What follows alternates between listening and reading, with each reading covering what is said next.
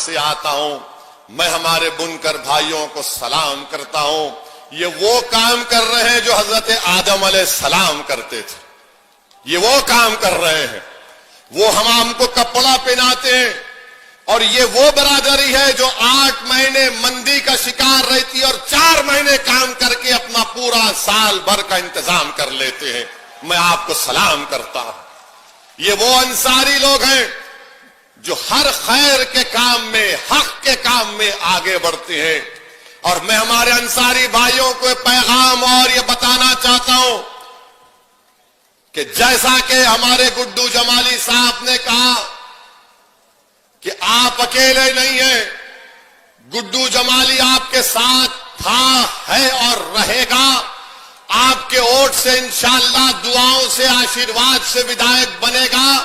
गुड्डू जमाली भी रहेगा और साथ में ये दीवाना भी आपके साथ रहेगा इंशाअल्लाह ताला। और मैं हमारे बुनकर भाइयों को बता रहा हूं कि महाराष्ट्र मालेगांव में हमारे विधायक मुफ्ती इस्माइल, वो खुद अंसारी हैं।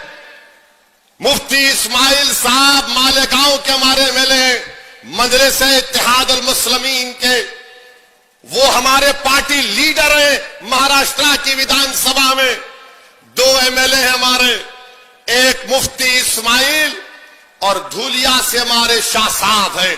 हमने मुफ्ती इस्माइल साहब को अपना पार्टी का लीडर बनाया महाराष्ट्र की विधानसभा के लिए।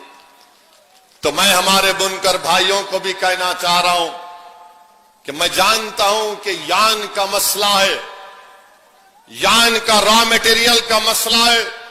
मैंने उस मसले को उठाया भी था, पार्लियामेंट में भी उठाया था। और जब आज से 2017 या 18 में एक मीटिंग बुलाई गई थी, उस मीटिंग में भी मैं गया था। तो आप हमारे बुनकर भाई सन 57 की जंग आजादी के बाद कोई माऊ से, तो कोई मुबारकपुर से निकलकर कोई मालेगांव गया, तो कोई शोलापुर गया। मैं आप तमाम को सलाम करता हूं और आपको यकीन दिलाता हूं हम आपके साथ हैं, आपकी लड़ाई में आपके साथ रहेंगे। आप हरगिज इस बात की फिक्र मत करिए कि आप पर अगर कोई एक तकलीफ आएगी तो वसदुद्दीन ओवैसी उसकी तकलीफ को अपने सीने में महसूस करेगा। और आपके साथ कंधे से कंधा मिलाकर मैं और गुड्डू जमाली आपके हक के लिए, आपके मान सम्मान के लिए हम लड़ते आए हैं और लड़ते रहेंगे इंशाअल्लाह ताला। मेरे अजीज दोस्तों और बुजुर्गों, छठी चीज जो आपको हम ये बताना चाहते हैं कि गुड्डू जमाली साहब ने अपनी तकरीर में, शाह आलम गुड्डू जमाली साहब ने कहा कि उन्होंने मजलिस इत्तेहाद अल मुस्लिमीन में क्यों शमूलियत अख्तियार की। इसलिए अख्तियार की कि उनको अपनी इज्जत, मान, सम्मान, उनकी गीरत उनको प्यारी थी।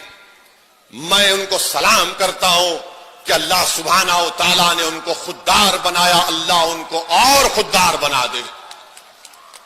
मगर मेरे अजीज दोस्तों और बुजुर्गों, तकलीफ भी होती है, बहुत तकलीफ होती है कि जब एक शख्स जिसको समाजवादी पार्टी ने दावत दी, पीछे पड़ गए, आओ आओ हमारे पास। एक बात आप मेरे सवाल का जवाब दे दीजिए,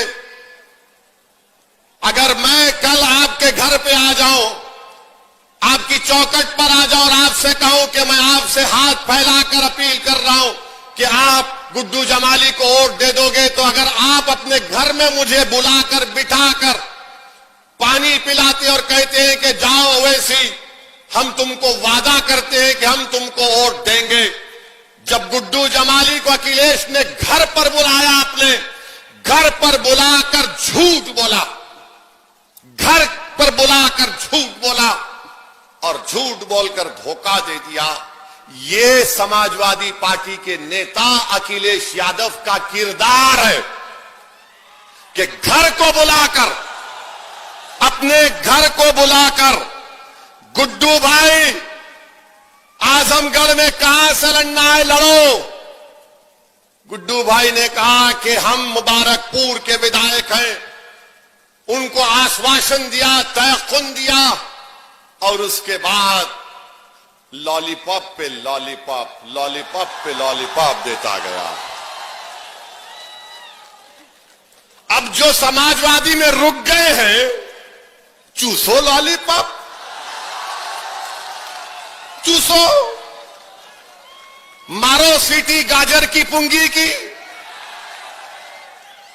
सत्ता में नहीं आने वाले हैं, याद रखो, हमारी बात को लिख के रख लो। गुड्डू जमाली साहब ने एक बेहतरीन फैसला लिया है, एक बहादुरी का फैसला लिया है, और उन्होंने फैसला अपने लिए नहीं लिया है, ये बात आपको समझने की जरूरत है। गुड्डू जमाली को टिकट काटना ये मुबारकपुर की जनता की तौहीन है। गुड्डू जमाली को अखिलेश अपने घर में बुलाकर वादा करके धोखा देता है। ये धोखा गुड्डू जमाली का इनफरादी नहीं है, बल्कि पूरे मुबारकपुर की जनता को धोखा दिया समाजवादी के नेता अखिलेश यादव ने। अरे अगर कोई दुश्मन घर को आ जाता है तो आप नरम पड़ जाते हैं, जब तुम दावत देकर बुलाते हो और उसके बाद तुम गुड्डू जमाली के पीठ में खंजर मारते हो, ये अखिलेश यादव का असली चेहरा है, इसको याद रखो आप। ये इनका असली चेहरा है।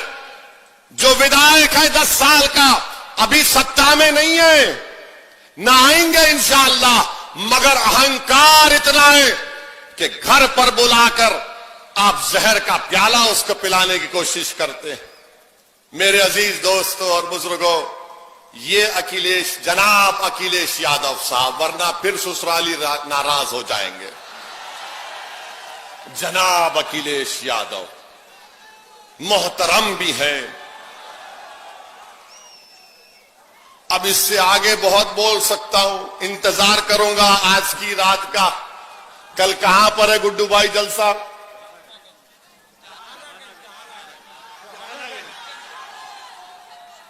कल जहानागंज में है।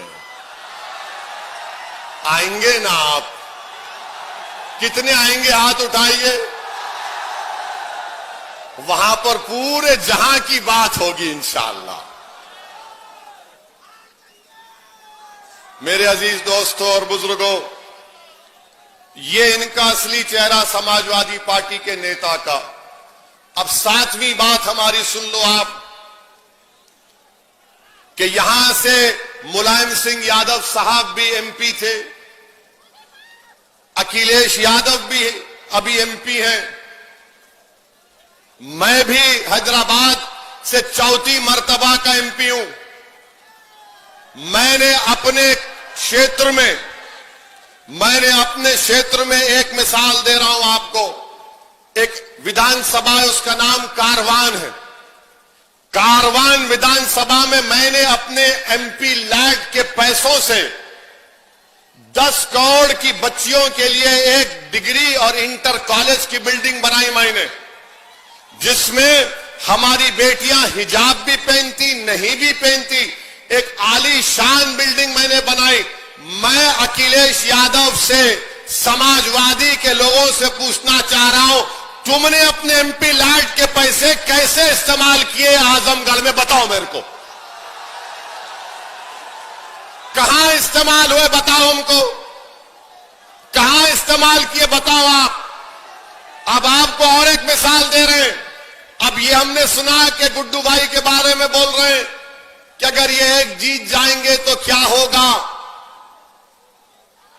एक जीत जाएंगे तो क्या होगा? किसने कहा तुमसे एक जीत रहे हैं? हमारे तो बहुत जीत रहे हैं और तुम्हारे तो बहुत हारेंगे इंशाअल्लाह। हम तो बहुत जीतने वाले हैं। अब ये सफर कामयाबी का शुरू हुआ है अखिलेश यादव साहब। ये सिर्फ 22 का विधानसभा पे खत्म नहीं होगा, 24 भी आएगा, 27 भी आएगा, 29 भी आएगा। जब तक ओवैसी जवान रहेगा मैं आता रहूंगा। और ओवैसी बुढ़ा कभी नहीं होगा इंशाअल्लाह ताला। I am young, I will always be young. दाढ़ी वाइट है, दाढ़ी वाइट पे गलत फैसला नहीं कर लेना। ये धूप में हो गई। मेरी अम्मा ऐसी ही बोलती कि मेरा बेटा कितना अच्छा है। अम्मा बोलती धूप में फिर फिर के इसकी दाढ़ी वाइट हो गई। तो हम ये बता रहे थे आपको कि एक काम बता दो आप हमने जो हैदराबाद में किया देख लो। आप इंटरनेट पे जाइए, हजरत गूगल पर जाकर लिखिए हैदराबाद पार्लियामेंट कॉन्स्टिट्यूएंसी, मालूम हो जाएगा पूरा शिजरा निकलता उसमें। हाँ बोलेंगे, अभी आएंगे गुड्डू भाई, पूरा बोलेंगे, आप फिक्र मत करिए गुड्डू भाई। आपको जिताएंगी जनता और अल्लाह जिताएगा इंशाअल्लाह आपको। हमने ये काम किया। एक विधानसभा की बात कर रहे हैं आपको, वही विधानसभा में हमारे, वही प्रदेश में हमारे सिर्फ 7 विधायक हैं। कितने? 7। हम कभी मंत्री नहीं बने, ना कभी बनेंगे तेलंगाना में।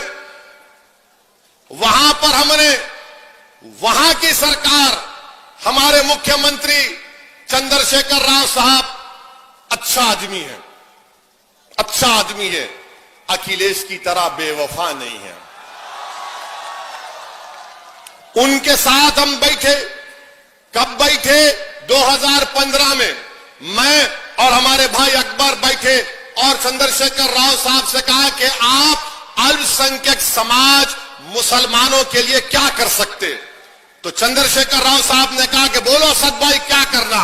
हमने कहा सर, जैसा दलित समाज के लिए और ओबीसी समाज के लिए, पिछड़ा समाज के लिए आपने स्कूल कायम किए, वैसे ही स्कूल आप अल्पसंख्यक समाज मुसलमानों के लिए कायम किए। आपको जानकर खुशी होगी कि 7 एमएलए, कोई मंत्री नहीं है।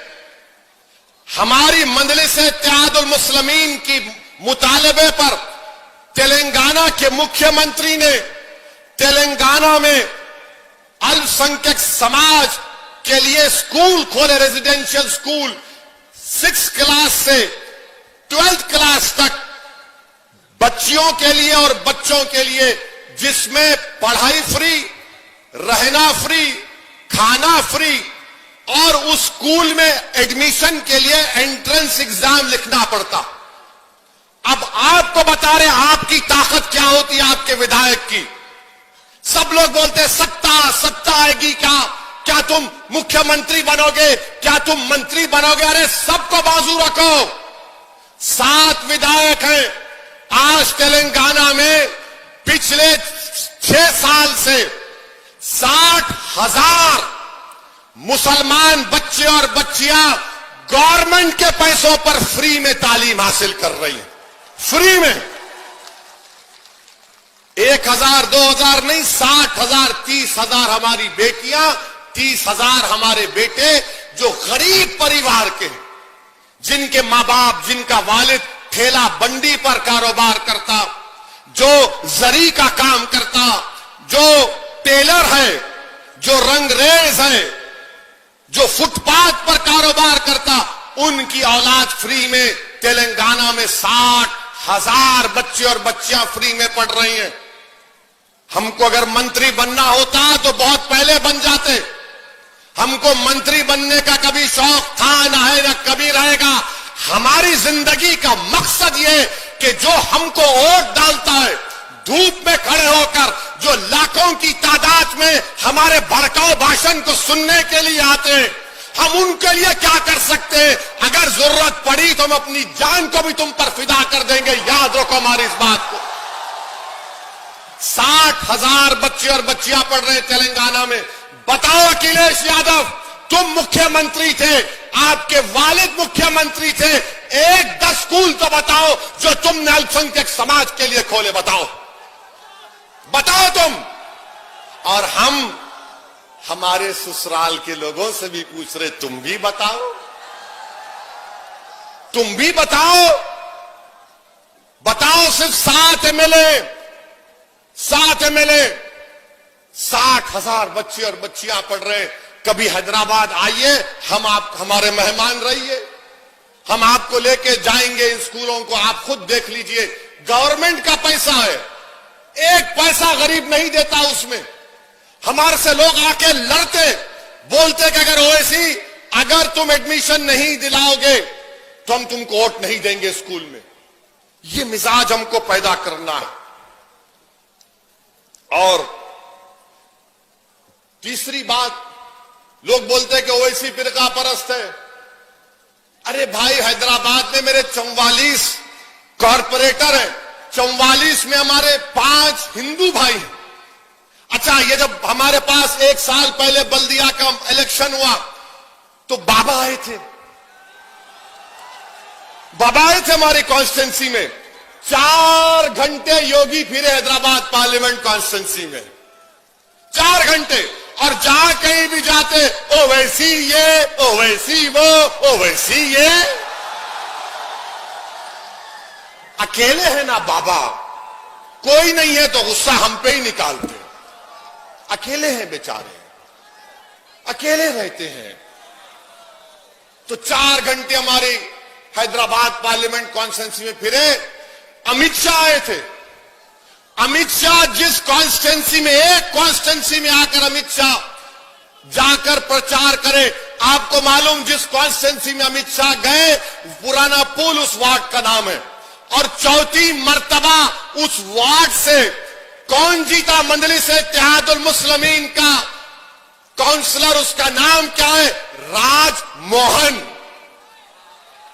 4थी मर्तबा अमित शाह खुद गए तो वहां के हमारे पिछड़ा समाज के लोग, हमारे आलाजाद के हिंदू भाई, बंगाली हिंदू, अग्रवाल समाज के लोग बोले कि यहां पर मोदी भी आ जाए, योगी भी आ जाए, अमित शाह भी आ जाए, हम वोट तो देंगे, ओवैसी को वोट देंगे। क्योंकि हमने काम किया, राजमोहन ने काम किया। और वो ऐसा इलाका है जहां पर फसाद होता था, पहले गड़बड़ होती थी। अगर कभी गड़बड़ होती है वहां पर, आज से 6-8 महीने पहले भी बस बदमाश किस्म के लोग कोशिश किए, तो राजमोहन कहां जाकर ठहरा? राजमोहन मुसलमान इलाकों में जाकर ठहरा। और मजलिस का मुस्लिम नेता हमारे हिंदू भाइयों के पास जाकर ठहरा, बोला कुछ नहीं होगा, कोई पत्थर नहीं मारेगा, अमन रहेगा। यह काम मजलिस हैदराबाद में किया। अरे क्या मामूली बात है 44 कॉरपोरेटर जीतना हैदराबाद में? कि योगी आए, अमित शाह आए, बीजेपी के जितने बड़े बड़े लीडर थे प्लेन से देख रहे थे हैदराबाद, तो कूद जा रहे थे। हम बोले कूदो, और कितने कूदते कूदो, सब कूद लिए, मगर हम सबको नचाकर वापस भिजा दिए। तो यही काम आपको करना है। मुबारकपुर में बहुत कूद रहे हैं, ये कूद रहा, वो कूद रहा, यहां से कूद रहा, ये दीवार फलांग लगा रहा, वो दीवार फलांग लगा रहा। तो कूदने वालों का साथ मत दो। एक मर्द मुजाहिद जो आपके लिए लड़ रहा है, उसका नाम गुड्डू जमालिया, उसको कामयाब करेंगे आप इंशाअल्लाह ताला। अच्छा, फिर अकबरुद्दीन के ऊपर बोलते। अकबरुद्दीन ओवैसी ने अपनी विधानसभा में 2 मंदिरों के लिए चीफ मिनिस्टर के पास बैठकर 20 करोड़ रुपए मंजूर कराए मंदिर में कम्युनिटी हॉल बनाने के लिए। 20 करोड़ रुपए। अब बोलो कौन ध्रुवीकरण कर रहा है, कौन तुष्टीकरण कर रहा है? क्या मामूली बात है? क्या असदुद्दीन ओवैसी हैदराबाद के सिर्फ मुसलमानों की ओर से जीतता है? नहीं, असदुद्दीन ओवैसी हैदराबाद के हर उस नागरिक का वोट लेता है जो भारत का है, जो संविधान पर, भाईचारगी पर, भारत की खूबसूरती पर यकीन कर रखता है। और यकीनन मैं मुसलमान हूं, मगर क्या मैं किसी का काम नहीं करूंगा? बिल्कुल करूंगा, करता आया हूं। हम काम करके दिल जीतते हैं। मेरे अजीज दोस्तों,